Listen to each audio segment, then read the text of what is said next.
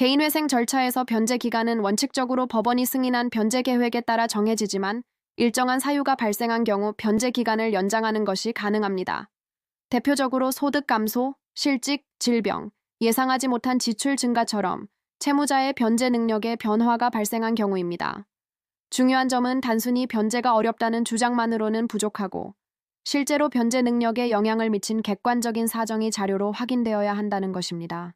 실제 상담 과정에서도 변제 도중 직장을 잃거나 사업이 중단되면서 기존 변제 계획을 유지하기 어려워진 경우가 있습니다. 이미 성실하게 변제를 진행해 왔는데도 외부 사정으로 계획을 유지할 수 없는 상황이 발생하면 채무자 입장에서는 상당히 막막하게 느껴질 수 있습니다. 말이 안 나오죠.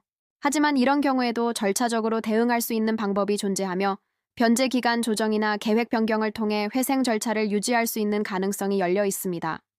법원은 변제 기간 연장 여부를 판단할 때 기존 변제 이행 상황, 현재 소득 상태, 향후 소득 회복 가능성, 그리고 변제 의지를 종합적으로 검토합니다.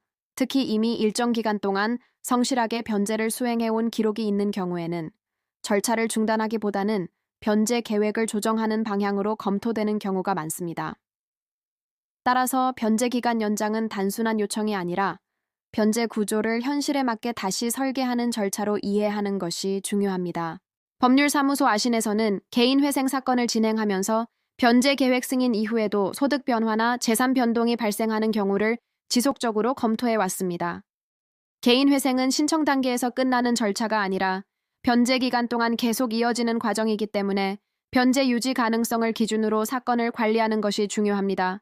특히 변제 중단 위험이 발생하기 전에 상황을 정리하고 절차적으로 대응하는 것이 회생 절차를 안정적으로 유지하는 데 중요한 역할을 합니다.